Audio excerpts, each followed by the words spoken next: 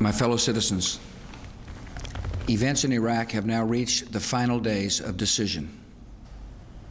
For more than a decade, the United States and other nations have pursued patient and honorable efforts to disarm the Iraqi regime without war. That regime pledged to reveal and destroy all its weapons of mass destruction as a condition for ending the Persian Gulf War in 1991. Since then, the world has engaged in 12 years of diplomacy. We have passed more than a dozen resolutions in the United Nations Security Council. We have sent hundreds of weapons inspectors to oversee the disarmament of Iraq. Our good faith has not been returned. The Iraqi regime has used diplomacy as a ploy to gain time and advantage. It has uniformly defied Security Council resolutions demanding full disarmament. Over the years, UN weapon inspectors have been threatened by Iraqi officials, electronically bugged, and systematically deceived. Peaceful efforts to disarm the Iraqi regime have failed again and again because we are not dealing with peaceful men. Intelligence gathered by this and other governments leaves no doubt that the Iraqi regime continues to possess and conceal some of the most lethal weapons ever devised. This regime has already used weapons of mass destruction against Iraq's neighbors and against Iraq's people.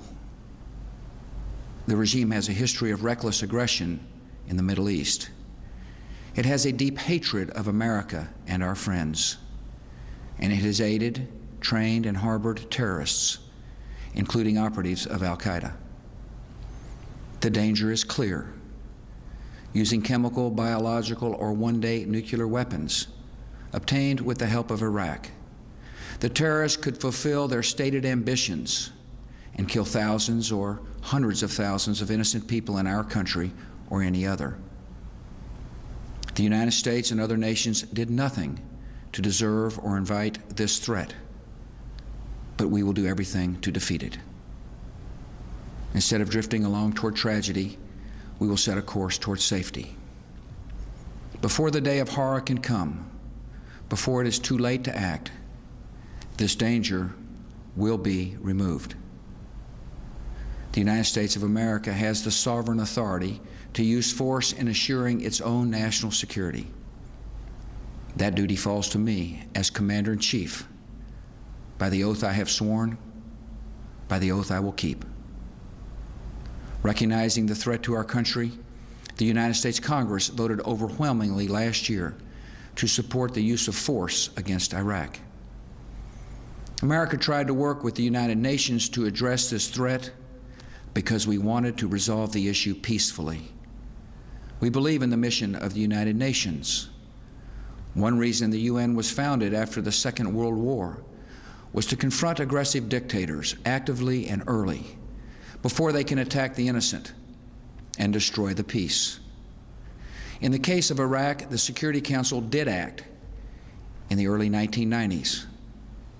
Under Resolutions 678 and 687, both still in effect, the United States and our allies are authorized to use force in ridding Iraq of weapons of mass destruction. This is not a question of authority. It is a question of will. Last September, I went to the UN General Assembly and urged the nations of the world to unite and bring an end to this danger. On November 8th, the Security Council unanimously passed Resolution 1441, finding Iraq in material breach of its obligations and vowing serious consequences if Iraq did not fully and immediately disarm. Today, no nation can possibly claim that Iraq has disarmed, and it will not disarm so long as Saddam Hussein holds power. For the last 4.5 months, the United States and our allies have worked within the Security Council to enforce that Council's long-standing demands. Yet some permanent members of the Security Council have publicly announced they will veto any resolution that compels the disarmament of Iraq. These governments share our assessment of the danger, but not our resolve to meet it. Many nations, however, do have the resolve and fortitude to act against this threat to peace. And a broad coalition is now gathering to enforce the just demands of the world. The United Nations Security Council has not lived up to its responsibilities, so we will rise to ours. In recent days, some governments in the Middle East have been doing their part. They have delivered public and private messages urging the dictator to leave Iraq so that disarmament can proceed peacefully. He has thus far refused. All the decades of deceit and cruelty have now reached an end. Saddam Hussein and his sons must leave Iraq within 48 hours. Their refusal to do so will result in military conflict, commenced at a time of our choosing. For their own safety, all foreign nationals, including journalists and inspectors, should leave Iraq immediately. Many Iraqis can hear me tonight in a translated radio broadcast, and I have a message for them. If we must begin a military campaign, it will be directed against the lawless men who rule your country, and not against you. As our coalition takes away their power, we will deliver the food and medicine you need. We will tear down the apparatus of terror, and we will help you to build a new Iraq that is prosperous and free. In a free Iraq, there will be no more wars of aggression against your neighbors, no more poison factories, no more executions of dissidents, no more torture chambers and rape rooms. The tyrant will soon be gone. The day of your liberation is near. It is too late for Saddam Hussein to remain in power. It is not too late for the Iraqi military to act with honor and protect your country by permitting the peaceful entry of coalition forces to eliminate weapons of mass destruction. Our forces will give Iraqi military units clear instructions on actions they can take to avoid being attacked and destroyed. I urge every member of the Iraqi military and intelligence services, if war comes, do not fight for a dying regime that is not worth your own life. And all Iraqi military and civilian personnel should listen carefully to this warning. In any conflict, your fate will depend on your actions. Do not destroy oil wells, a source of wealth that belongs to the Iraqi people. Do not obey any command to use weapons of mass destruction against anyone, including the Iraqi people. War crimes will be prosecuted. War criminals will be punished. And it will be no defense to say, I was just following orders. Should Saddam Hussein choose confrontation, the American people can know that every measure has been taken to avoid war, and every measure will be taken to win it.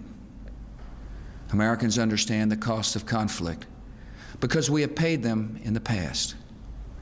War has no certainty except the certainty of sacrifice. Yet the only way to reduce the harm and duration of war is to apply the full force and might of our military, and we are prepared to do so. If Saddam Hussein attempts to cling to power, he will remain a deadly foe until the end.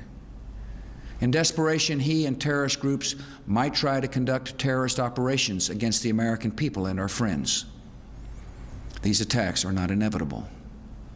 They are, however, possible.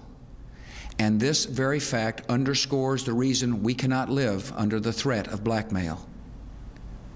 The terrorist threat to America and the world will be diminished the moment that Saddam Hussein is disarmed. Our government is on heightened watch against these dangers. Just as we are preparing to ensure victory in Iraq, we are taking further actions to protect our homeland. In recent days, American authorities have expelled from the country certain individuals with ties to Iraqi intelligence services. Among other measures, I have directed additional security at our airports and increased Coast Guard patrols of major seaports. The Department of Homeland Security is working closely with the nation's governors to increase armed security at critical facilities across America. Should enemies strike our country, they would be attempting to shift our attention with panic and weaken our morale with fear. In this, they would fail. No act of theirs can alter the course or shake the resolve of this country. We are a peaceful people, yet we're not a fragile people, and we will not be intimidated by thugs and killers. If our enemies dare to strike us, they and all who have aided them will face fearful consequences. We are now acting because the risks of inaction would be far greater. In 1 year or 5 years, the power of Iraq to inflict harm on all free nations would be multiplied many times over. With these capabilities, Saddam Hussein and his terrorist allies could choose the moment of deadly conflict when they are strongest. We choose to meet that threat now, where it arises, before it can appear suddenly in our skies and cities. The cause of peace requires all free nations to recognize new and undeniable realities. In the 20th century, some chose to appease murderous dictators whose threats were allowed to grow into genocide and global war.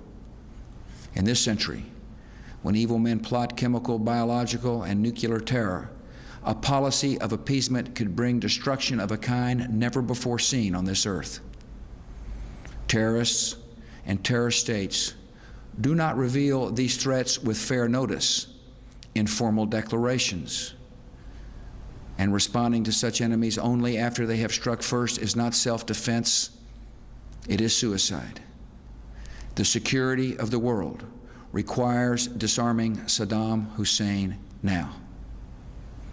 As we enforce the just demands of the world, we will also honor the deepest commitments of our country. Unlike Saddam Hussein, we believe the Iraqi people are deserving and capable of human liberty. And when the dictator has departed, they can set an example to all the Middle East of a vital and peaceful and self-governing nation. The United States, with other countries, will work to advance liberty and peace in that region. Our goal will not be achieved overnight, but it can come over time. The power and appeal of human liberty is felt in every life and every land. And the greatest power of freedom is to overcome hatred and violence and turn the creative gifts of men and women to the pursuits of peace. That is the future we choose. Free nations have a duty to defend our people by uniting against the violent. And tonight, as we have done before, America and our allies accept that responsibility. Good night, and may God continue to bless America.